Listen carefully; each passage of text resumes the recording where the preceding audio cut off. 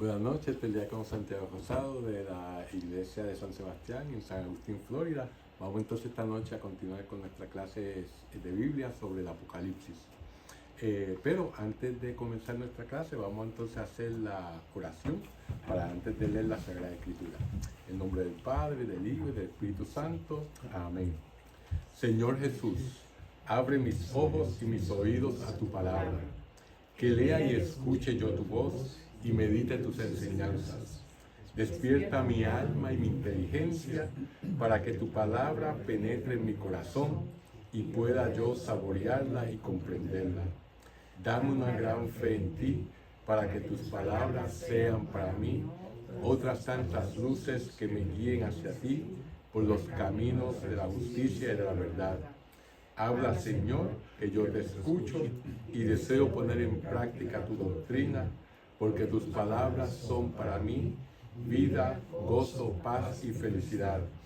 Habla, Señor, tú eres mi Señor y mi Maestro, y no escucharé a nadie sino a ti. Amén. Bueno, vamos entonces a ver que este capítulo 17 se va a enfocar en la gran ramera, ¿verdad? En los últimos 75 años, este concepto sobre la ramera ha sido un punto de controversia sobre la escritura. Esto sucede especialmente entre las iglesias protestantes. Como veremos, el enfoque principal de este capítulo, que va a ser la Gran Babilonia, ¿verdad? También es llamada la Gran Ramera. Muchas de las iglesias protestantes han interpretado y creen que la Gran Babilonia es la iglesia católica, ¿verdad? Pero, gracias a Dios, esta interpretación que ha sido bastante frecuente entre las iglesias protestantes, últimamente ha caído en desuso en la gran mayoría de ellas. Por lo tanto, vamos entonces a ver quién es la Gran Ramera o la Gran Babilonia. Vamos entonces a comenzar leyendo los primeros 6 versículos de este capítulo 17, que dice así: Entonces vino uno de los 7 ángeles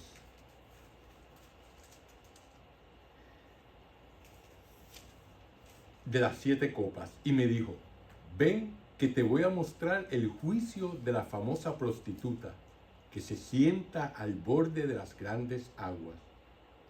Con ella pecaron los reyes de la tierra, y los habitantes de la tierra se emborracharon con el vino de su idolatría. El ángel me llevó en espíritu al desierto. Era una visión nueva. Había allí una mujer sentada sobre una bestia de color rojo, que tenía 7 cabezas y 10 cuernos. Esta bestia estaba cubierta de títulos y frases que ofendían a Dios. La mujer vestía ropas de púrpura y escarlata, y resplandecía de oro, piedras preciosas y perlas. Tenía en la mano una copa de oro llena de cosas repugnantes, que eran las impurezas y la lujuria de la tierra entera. En su frente se podía leer su nombre, escrito en forma cifrada: Babilonia la Grande, la madre de las prostitutas y de los abominables ídolos del mundo entero. Y observé que la mujer se había embriagado con la sangre de los santos y de los mártires de Jesús.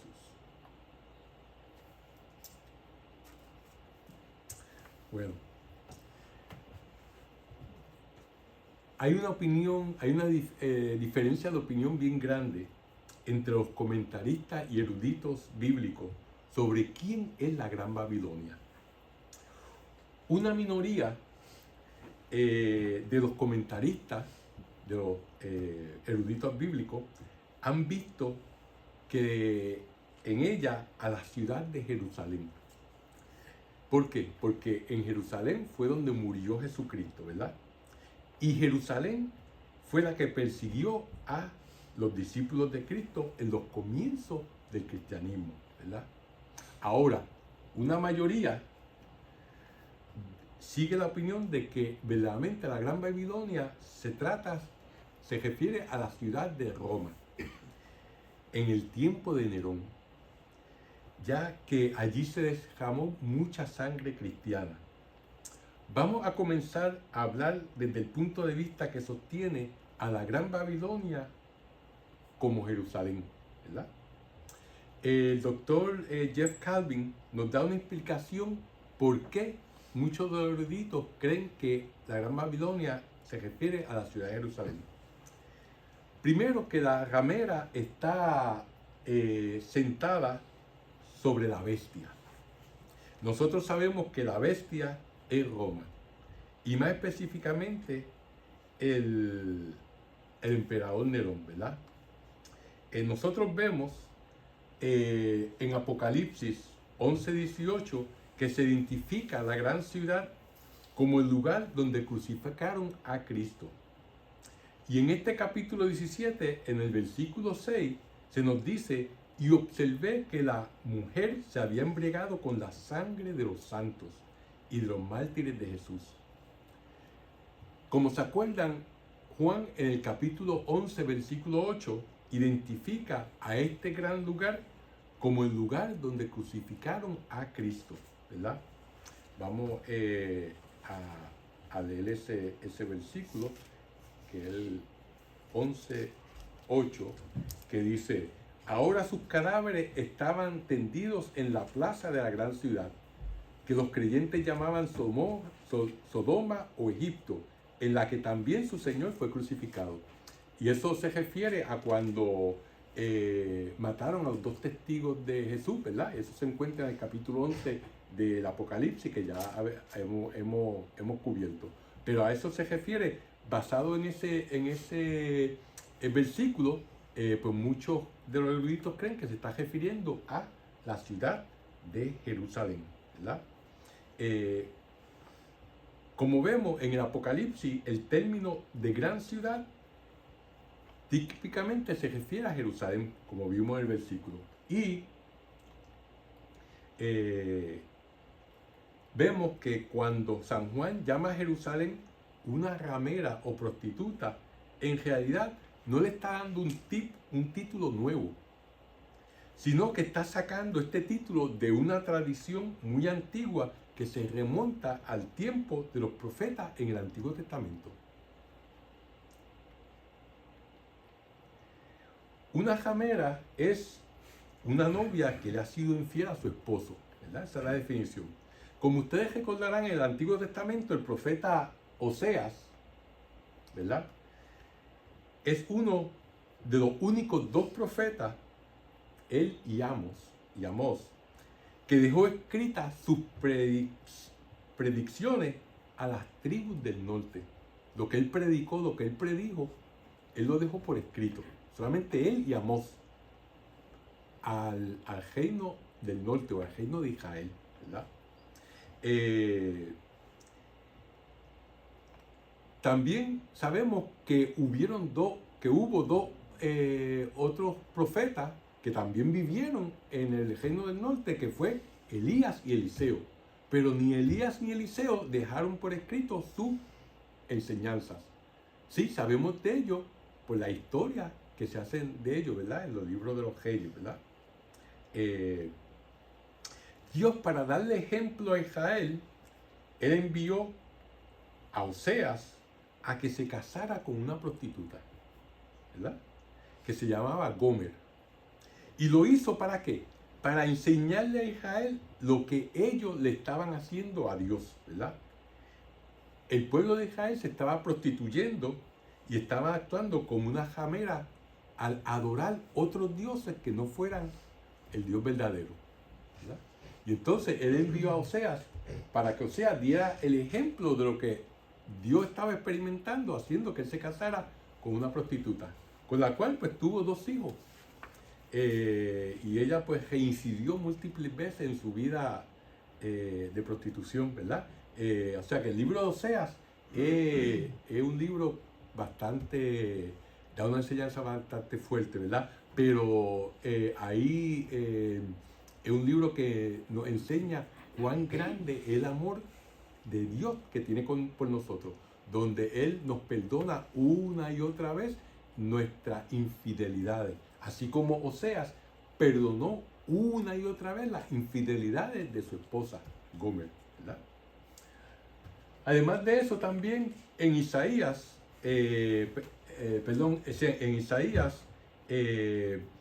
capítulo 1, versículo del día al 23, habla de cómo la ciudad que había sido fiel se había convertido en una prostituta, refiriéndose a Jerusalén, ¿verdad? También el profeta Jeremías, uno de los tres grandes profetas, ¿verdad? Cuando hablamos de los grandes profetas, solamente se refiere a profetas que han escrito libros que son de un volumen grande: Isaías, Jeremías, ¿verdad? Ezequiel. Los otros, que los profetas menores, es porque han escrito libritos más pequeños, ¿verdad? Esa es la única diferencia cuando hablamos de los grandes profetas, ¿verdad? Pues por lo tanto, Jeremías, que es uno de los tres grandes profetas, junto con Isaías y Ezequiel, en el capítulo 3, versículo 1 al 2 de su libro, dice: tú has andado con muchos amantes, refiriéndose al pueblo de Israel, refiriéndose a la ciudad de Jerusalén, ¿verdad? Y también Ezequiel, que es otro gran profeta, nos dice en este capítulo, nos dice que prodigaste tus encantos a cualquiera que pasaba y te fuiste con él. Toda esta evidencia señala a que la mujer a la que se refiere aquí en el Apocalipsis como la ramera, pues es Jerusalén, porque estaba sentada sobre la bestia que es Roma, ¿verdad? En los tiempos de Jesucristo. Por tanto, por eso muchos de los eruditos bíblicos creen que la Gran Babilonia es Jerusalén, debido a esa tradición, ¿verdad?, tan prolífera en el Antiguo Testamento, de llamar a Jerusalén por ese nombre. Y el hecho de que está sentada sobre la bestia, que está siendo llevada por Roma, por el Imperio Romano. Ahora, en los siguientes versículos, del 6 al 8, nos dice: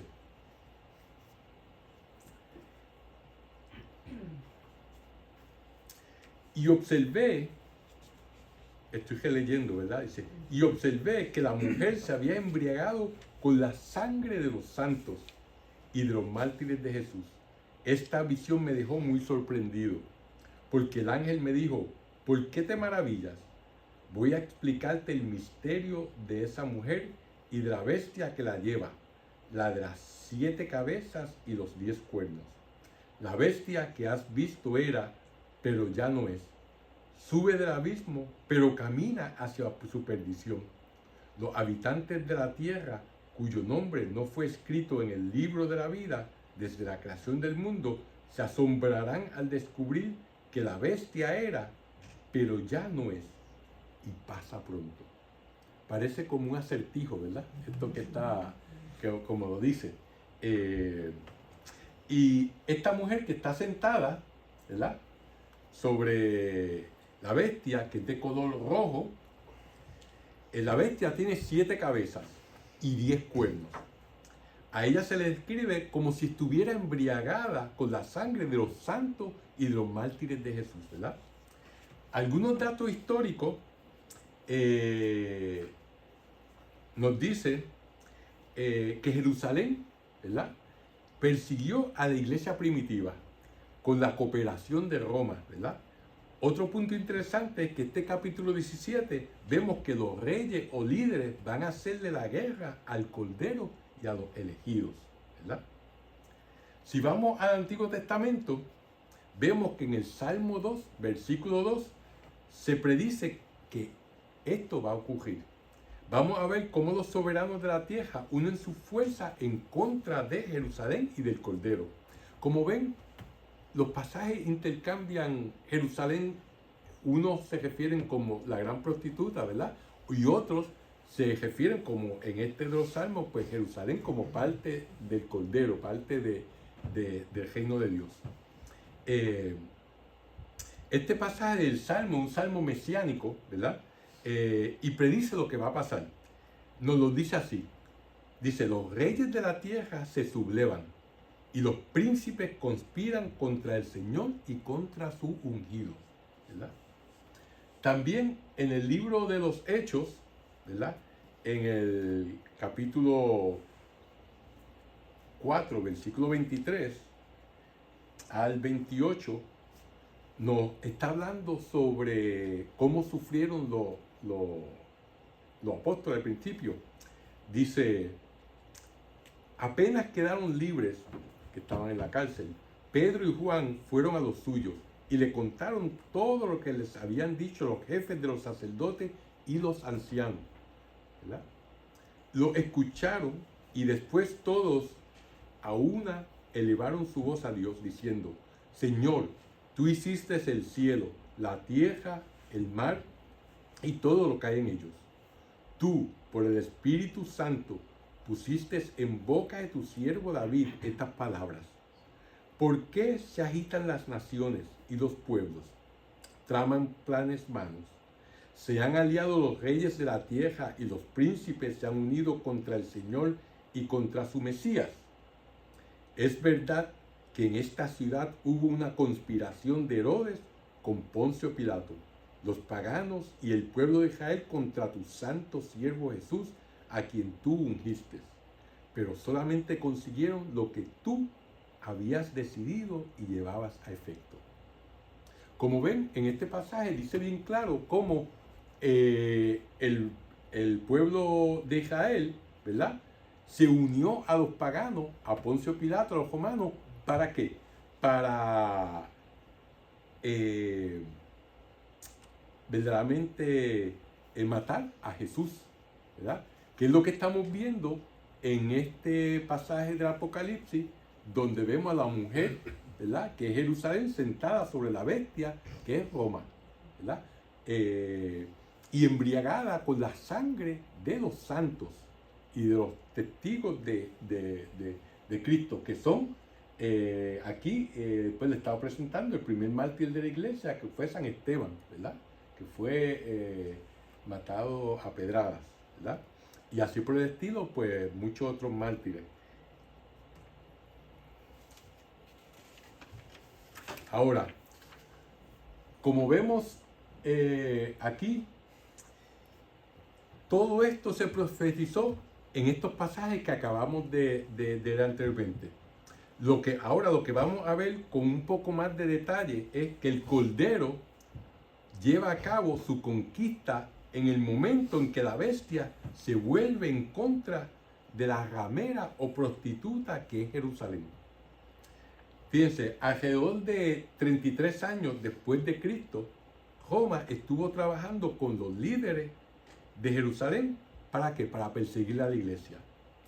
Pero todo esto se acabó en el año 66 después de Cristo, que fue cuando los judíos se sublevaron contra Roma, ¿verdad? Y entonces 4 años más tarde cayó la ciudad de Jerusalén y fue la destrucción de Jerusalén y del templo por los romanos, ¿verdad?, donde no dejaron piedra sobre piedra. Y ahí pues entonces, fíjense cómo la bestia, Roma, se fue en contra de la ramera, que es Jerusalén, ¿verdad? Vamos entonces a ver los próximos versículos, del 7 al 18, que dicen así. Dice, esta visión me dejó muy sorprendido, pero el ángel me dijo, ¿por qué te maravillas? Voy a explicarte el misterio de esta mujer y de la bestia que la lleva, la de las 7 cabezas y los 10 cuernos. La bestia que has visto era, pero ya no es. Sube del abismo, pero camina hacia su perdición. Los habitantes de la tierra, cuyo nombre no es escrito en el libro de la vida desde la creación del mundo, se asombrarán al descubrir que la bestia era, pero ya no es y pasa pronto. A ver si ustedes lo adivinan. Las 7 cabezas son 7 colinas sobre las que la mujer está sentada. Y son también 7 reyes, de los cuales 5 han caído ya. Uno está en el poder y el otro no ha llegado aún. Y cuando llegue, habrá de durar muy poco. La bestia que era y ya no es, hace el octavo, pero es uno de los 7 y camina hacia su destrucción. Los 10 cuernos son 10 reyes que todavía no han recibido el reino, pero tendrán poder por una hora junto a la bestia. Persiguen todos una sola meta y pondrán su autoridad y sus fuerzas al servicio de la bestia. Harán la guerra al Cordero, pero el Cordero los vencerá, porque es Señor de señores y Rey de reyes. Y con él vencerán los suyos, los llamados y elegidos, y que se mantienen fieles. El ángel prosiguió: las aguas que has visto, a cuyo borde está sentada la prostituta, representan pueblos, multitudes y naciones, de todos los idiomas. Los 10 cuernos y la misma bestia planearán maldades contra la prostituta, la arruinarán y la dejarán desnuda. Comerán sus carnes y la consumirán por el fuego, porque Dios se vale de ellos para ejecutar su plan, y les ha inspirado la misma intención de poner sus fuerzas al servicio de la bestia, hasta que se cumplan las palabras de Dios. Esa mujer que has visto es la gran ciudad, la que reina sobre los reyes del mundo entero.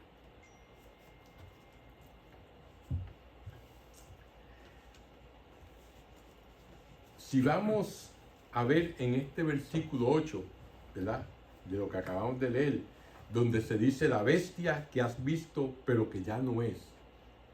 Esta fórmula se presenta muy parecida al nombre de Dios, ¿verdad? Cuando en contraste a lo que dice sobre la bestia, Dios es y ha de venir.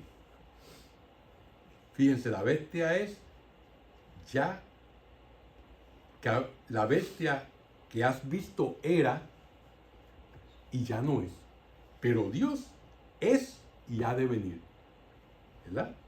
Como vemos en el versículo 8 y en el 11, en donde se nos presenta la acción de la bestia proyectándose hacia el futuro, ¿verdad? Todo esto denota una gran inconsistencia en la bestia, ¿verdad? Porque ella oscila continuamente entre el ser y el no ser, ¿verdad? Al subir la bestia del abismo, como nos dice este pasaje, quiere imitar a la resurrección de Cristo, ¿verdad? A la resurrección del Cordero, es lo que ella trata de imitar. Pero su resurrección o su vida, en realidad, para ella es la destrucción total. En el versículo 9, como acabamos de oír, se nos hace una invitación a utilizar la inteligencia, ¿verdad? Nos dice bien claro en este versículo 9, nos dice: a ver si ustedes lo adivinan, las 7 cabezas son 7 colinas sobre las que la mujer está sentada, ¿verdad? Dice, no se trata de poseer muchos o pocos talentos naturales. El creyente sabe que los dones espirituales, tan importantes como la inteligencia y la sabiduría, solamente vienen de Dios, ¿verdad? Pues son frutos del Espíritu Santo. Únicamente los que están capacitados con estos dones pueden ir más allá de la apariencia y sondear el verdadero plan de Dios sobre la humanidad. Ahora vamos a ver la otra cara de la moneda, porque hasta aquí hemos estado diciendo por qué la Gran Babilonia es Jerusalén, ¿verdad? En ella, la mayor parte de los eruditos que estudian la Biblia creen y aseveran que la Gran Babilonia no es Jerusalén, sino que es la ciudad de Roma. En esto, estas obras como los comentarios bíblicos latinoamericanos, la Sagrada Biblia de Navarra, el libro de Apocalipsis, Cielo Nuevo y Tierra Nueva, de Derno Gigliotti, entre otros, muchos, ¿verdad? Nos traen a colación los diferentes pasajes y por qué se cree que verdaderamente la Gran Babilonia es Roma. Vamos a ver ahora la explicación de las 7 cabezas. Esta explicación, como leímos, está en el versículo 9 que acabamos de leer y el 10. Y por un lado tenemos que la gran prostituta está sentada sobre 7 cabezas, ¿verdad? Estas 7 cabezas simbolizan 7 montes. Y también ella está sentada, dice el pasaje, sobre 7 reyes. En un sentido muy literal, en el sentido geográfico, la mujer, si simboliza la ciudad de Roma, sabemos que la ciudad de Roma fue construida sobre 7 montes o 7 colinas, las famosas colinas de Roma, ¿verdad? Por lo tanto, ahí está, si lo cogemos literal, vemos que verdaderamente una cosa va con la otra. Ella está sentada sobre 7 montes y la ciudad de Roma está construida sobre 7 montes, 7 colinas. Es interesante también ver que la Gran Ramera también se le llama la Gran Babilonia, ¿verdad? ¿Por qué? Porque esta ciudad de Babilonia era el símbolo de las ciudades enemigas de Dios. Esto lo podemos ver en Isaías capítulo 21, en Jeremías capítulo 51, ¿verdad? Y ella no solamente era símbolo de los enemigos de Dios, sino que simbolizaba, era el símbolo de la lujuria, ¿verdad? La Gran Babilonia. En cuanto a los 7 reyes, ¿verdad? Los estudiosos bíblicos creen que son los emperadores romanos, comenzando por Domiciano, ¿verdad? Que estaba vivo cuando San Juan escribió el libro de Apocalipsis, era el emperador que estaba reinante, y anterior a él estaba Calígula, Claudio, Nerón, Vespasiano y Tito, ¿verdad? Y el séptimo es Nerva, el emperador Nerva. Ahora, nosotros tenemos que ver que la bestia o Nerón, ¿verdad? También se cree no solamente la ciudad de Roma, sino que la bestia puede ser Nerón. Nerón fue el 8º rey, pero fíjense que está entre esos 7 que dije inicialmente, ¿verdad? Y esto lo vemos en este versículo 11. Probablemente, ¿verdad? La identifica con Nerón a la bestia. ¿Por qué? Porque hay una leyenda de ese tiempo que Nerón iba a reaparecer. A esa leyenda le llamaban Nero Gedivius. Que se acuerdan, Nerón cometió suicidio, ¿verdad? Porque la ciudad se le fue en contra y él sabía lo que le esperaba. Y entonces cometió suicidio. Y esta leyenda que se llama Nerus Gedivius dice que después de la muerte del emperador Nerón, ¿verdad? Él iba a volver. Y este mito se difundió rápidamente por todo el Imperio Romano, especialmente la provincia de Asia Menor, ¿verdad? Asia Menor, que es lo que hoy en día Turquía, ¿verdad? Y entonces también por medio de esta leyenda, Juan explica por qué uno de los 7 emperadores, que Nerón es uno de los 7 en la lista que le di, también puede ser a la misma vez el 8º, porque iba a venir, ¿verdad? Por lo tanto, podemos entender el pasaje que dice, que suena como le dije, como un acertijo, donde la bestia era y ya no es. O sea, Nerón estaba vivo y ya no está muerto. Y subirá del abismo, porque la leyenda de Nero Gedivius decía que él iba a volver, ¿verdad? Por lo tanto, si es la bestia, él era y ya no es, pero va a subir del abismo. De lo contrario, este juego de palabras o este acertijo, pues no tendría significado, a menos que entendiéramos esta leyenda que circulaba en aquel entonces. ¿Ok? Por lo tanto, la bestia no solamente simboliza a Roma, sino que también está simbolizando a Nerón, que fue uno de los emperadores que más persiguió a los cristianos, ¿verdad? En aquella época. Ahora, siguiendo en los versículos 12 y 14, ¿verdad? Los voy a leer para que refresquen la memoria, que dice: los 10 cuernos son 10 reyes que todavía no han recibido el reino, pero tendrán poder por una hora junto a la bestia. Persiguen todos una sola meta y pondrán su autoridad y su fuerza al servicio de la bestia. Harán la guerra al Cordero, pero el Cordero los vencerá, porque el Señor es Señor de señores y Rey de reyes. Y con él vencerán los suyos, los llamados y elegidos, que se mantienen fieles. Fíjense, estos 10 cuernos representan a 10 reyes, ¿verdad? Que, como nos dice, todavía no habían recibido el reino, pero lo recibirán en el futuro, en unión con la bestia, que es Roma. Estos 10 reyes son los reyes de los pueblos aliados de Roma, ¿verdad? Estos satélites serán los instrumentos de Dios para destruirla. Si se acuerdan en la historia de Roma, llegó el momento que Roma, ya en los últimos siglos, pues ya su ejército, pues eran no... Inicialmente, para uno ser un legionario romano, un soldado romano, tenía que ser un ciudadano romano, ¿verdad? Pero llegó el momento que no habían suficientes ciudadanos, los ciudadanos no querían ir al ejército, entonces ¿qué empezó? Empezaron a aceptar bárbaros de tribus germánicas, visigodas, ¿verdad? Y entonces ellos empezaron a ser parte del ejército romano. Y eventualmente, cuando vinieron otras tribus, pues entonces fueron las que hicieron que el Imperio Romano cayera, ¿verdad? En los años, a la mitad de los años 450, del 40 al 50. La caída se pone como la caída del Imperio Romano, ¿verdad?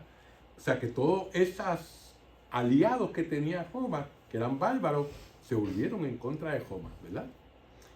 Algunos de ellos eran aliados, otros ellos le pagaban tributo, pero ¿verdad? Pues esos 10 cuernos representan a esos 10 reyes que son los pueblos aliados de Roma, ¿verdad?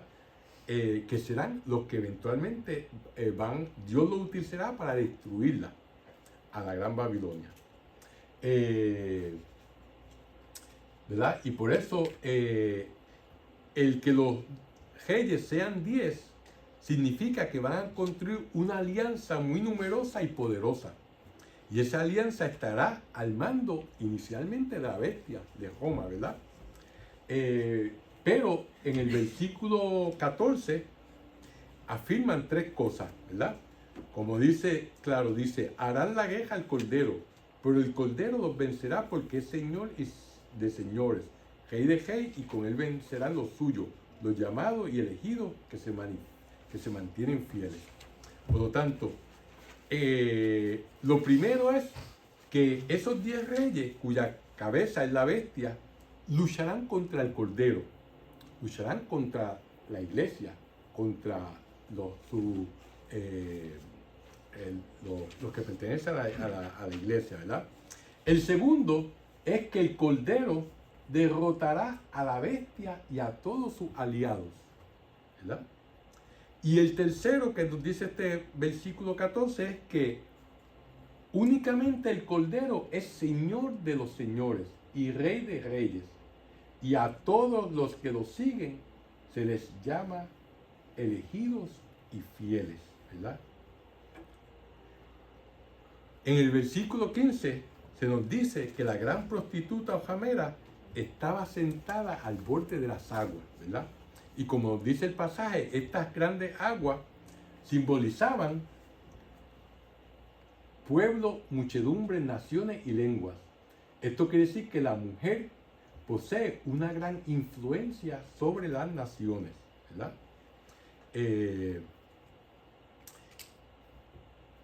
Ahora, en el versículo 16 se relata el desenlace de la alianza de la bestia y de los 10 reyes, ¿verdad?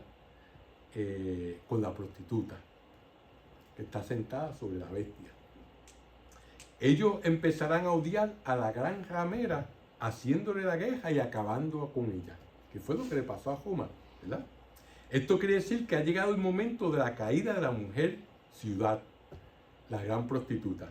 Como vemos, en realidad, las decisiones de los 10 reyes no brotan de sus corazones, sino que vienen de Dios, ¿verdad? Los reyes, aunque no lo sepan, están poniendo en práctica únicamente la voluntad de Dios y los decretos de Dios que están descritos en el versículo 17. Como vemos en el versículo 18, la Babilonia, que es la capital de un imperio multinacional, ella influye sobre muchos pueblos y domina a muchos reyes. Cuando uno se pone a pensar en esto, se nos tiene que venir a la mente lo que le pasó a Israel con los babilonios, ¿verdad? Que los babilonios vinieron y destruyeron a Jerusalén y el templo, y fue el rey Nabucodonosor, ¿verdad? El que hizo eso en el 586 a.C. Pero aún la Biblia, como habíamos dicho en la clase anterior, el libro de Daniel y el libro de Jeremías pone a Nabucodonosor en una luz que no es negativa, es neutral, hasta un poco positiva. ¿Por qué? Porque Nabucodonosor estaba siendo un instrumento de Dios para castigar a Jerusalén, ¿verdad? Así como Ciro después fue un instrumento de Dios que utilizó para liberar a los judíos del destierro en Babilonia. O sea que Dios no solamente actúa en nuestras vidas privadas, en nuestras vidas individuales, Él actúa en la historia del mundo, ¿verdad? Por eso la Biblia dice que no se nos caerá un pelo de la cabeza, ¿verdad? Sin que Él lo sepa, sin que Él esté de acuerdo con ello, ¿verdad? Y aún las cosas más malas que pasan, ya sea a nivel nacional o a nivel personal, Dios las utiliza para sacar algo bueno de ellas, ¿verdad? Por lo tanto, así como Nabucodonosor fue el instrumento de Dios para llevar al pueblo de Israel hacia el buen camino, a que se arrepintieran, tuvieron que ir al destierro y pasar por eso. Así como Ciro fue su instrumento para liberarlo, pues así mismo también estos reyes que se van a ir en contra de la prostituta también están siendo instrumentos de Dios para destruir a la Gran Babilonia, ¿verdad? Ahora, como hemos visto, ¿quién es Babilonia? La Babilonia histórica es la enemiga por excelencia del pueblo de Dios. Y como dijimos anteriormente, una minoría de los comentaristas ha visto en ella la ciudad de Jerusalén. Y la mayoría opinan que se trata de Roma, ¿verdad? Ahora, vamos a volver por un momentito al versículo 3, ¿verdad? Que el versículo 3 de este capítulo nos dice: el ángel me llevó en espíritu al desierto. Era una nueva visión. Y había allí una mujer sentada sobre una bestia de color rojo, que tenía 7 cabezas y 10 cuernos. Esta bestia estaba cubierta de títulos y frases que ofendían a Dios, ¿verdad? El catecismo de la Iglesia Católica, que por cierto, lo tengo por aquí, nos dice en el párrafo 2148, ¿verdad? Nos habla sobre la blasfemia, que es lo que la Gran Babilonia tenía escrita, ¿verdad? Frases, oraciones que ofendían a Dios, ¿verdad? Y nos dice que la blasfemia se opone directamente al segundo mandamiento, ¿verdad? El segundo mandamiento de la ley de Dios es no utilizar su santo nombre en vano, ¿verdad? Consiste en proferir contra Dios, interior o exteriormente, palabras de odio, de reproche, de desafío, en injuriar a Dios, faltarle al respeto en las expresiones, en abusar del nombre de Dios, Santiago, el apóstol Santiago, reprueba a los que blasfeman el hermoso nombre de Jesús que ha sido invocado por ellos. Y eso lo encontramos en la carta de Santiago, capítulo 2, versículo 7. Dice, la prohibición de la blasfemia se extiende a las palabras contra la iglesia de Cristo, los santos y las cosas sagradas. O sea, no solamente es contra Dios, sino es todo lo que Dios ha instituido, ¿verdad? Es también blasfemo recurrir al nombre de Dios para justificar prácticas criminales, reducir pueblos a servidumbre, torturar o dar muerte. El abuso del nombre de Dios para cometer un crimen provoca el rechazo de la religión. La blasfemia es contraria al respeto debido a Dios y a su santo nombre. Es de suyo un pecado grave. Un ejemplo bien claro de algo donde se utiliza mal el nombre de Dios, en este caso el nombre de su Santa Madre, es la Virgen de los Sicarios en Colombia, ¿no? Donde alguien que va a cometer el pecado mortal de matar a otra persona, ¿verdad? Va y le reza a la Virgen para que lo ayude. O sea, eso es algo que, como dicen, llora ante los ojos de Dios, ¿verdad? Porque es algo que están utilizando el sagrado nombre de nuestra Madre para que lo ayude a cometer un pecado mortal, ¿verdad? Como matar a una persona inocente. Por lo tanto, pues eso es un ejemplo de un abuso de blasfemia, ¿verdad? Por lo tanto, así mismo como dice bien claro, cuando no solamente se habla mal de Dios, sino de su iglesia o de los santos, ¿verdad? Pues eso pues también es parte de la blasfemia, que es un pecado contra el segundo mandamiento de la ley de Dios. Y eso era lo que esta pues, Gran Babilonia pues tenía, como vimos en el versículo que acabamos, versículo 3, que acabamos de leer, ¿verdad? Y es interesante que aquí en este pasaje del Catecismo nos hable sobre el santo nombre de Jesús, ¿verdad? Podemos estar seguros de que la razón es porque derrotarán completamente al dragón en nombre de Jesús y de su autoridad. Por otra parte, también el hecho de que nosotros tenemos el poder de su nombre y el poder de su palabra nos cubre y nos protege. Esa es la razón por la cual seremos victoriosos, ¿verdad? Les voy a leer, nos vamos a adelantar un poquito, pero quiero leerle los versículos 13 y 14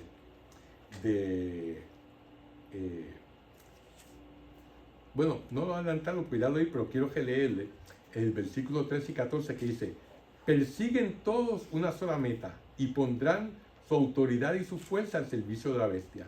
Harán la guerra al Cordero, pero el Cordero vencerá porque es Señor de señores y Rey de reyes, y con él vencerán los suyos, los llamados y elegidos, y que se mantienen fieles.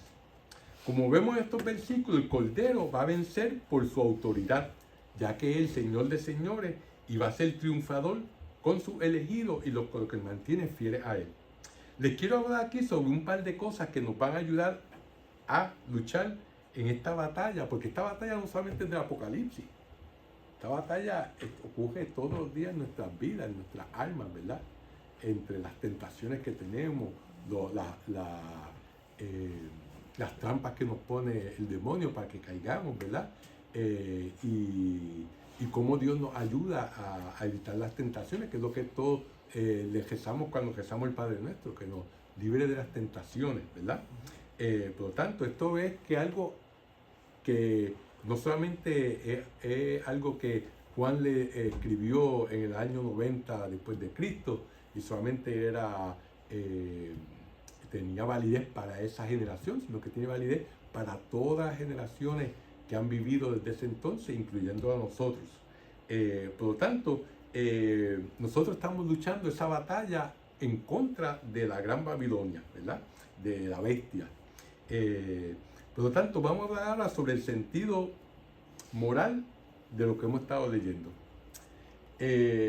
nosotros sabemos que lo que nos dice en este texto es que nosotros saldremos victoriosos, ¿verdad? Por la virtud de la sangre del Cordero, por la palabra del testimonio que demos. Y si nosotros no amamos tanto nuestras vidas como para temer a la muerte, ¿verdad? Y ustedes, eso, yo estoy seguro que ustedes se acuerdan exactamente dónde hemos oído eso anteriormente, ¿verdad? Y eso lo hemos oído anteriormente en el capítulo 12, versículo 11 y subsiguientes de Apocalipsis, cuando estudiamos el capítulo 12, donde hablaba sobre la mujer, la lucha entre la mujer y el dragón, ¿verdad? Que la mujer es la Virgen María, ¿verdad? Y la iglesia. Y dice en el versículo 11, dice, ellos lo vencieron, está refiriéndose a la mujer y a todos los santos, y cuando la batalla de San Miguel contra el dragón, dice, ellos lo vencieron con la sangre del Cordero, con su palabra y con su testimonio, pues hablaron sin tener miedo a la muerte. Por eso, alégrense en cielos y los que habitan en ellos. Pero hay de la tierra y del mar, porque el diablo ha bajado donde ustedes, y grande es su furor al saber que le queda poco tiempo, ¿verdad? Por lo tanto, de eso nos tenemos que preguntar cuál es la palabra de nuestro testimonio. Pues fíjense, los voy a dejar con ese interrogante hasta la semana que viene. Porque la semana que viene, entonces, ¿qué vamos a hablar? Sobre el nombre de Dios, lo que simboliza, ¿verdad? Y todas estas cositas que vimos ahí. Así que con eso, pues, los dejo, como decían en mi pueblo, en ascuas. Vamos entonces a hacer la oración final en el nombre del Padre, del Hijo y del Espíritu Santo. Amén. Dios te salve María, llena eres de gracia, el Señor es contigo, bendita tú eres entre todas las mujeres, y bendito es el fruto de tu vientre Jesús. Santa María, Madre de Dios, ruega por nosotros pecadores, ahora y en la hora de nuestra muerte. Amén. Gloria al Padre, al Hijo y al Espíritu Santo. Que el Señor los bendiga, los guarde de todo mal y los lleve a la vida eterna. Amén. En nombre del Padre, del Hijo y del Espíritu Santo.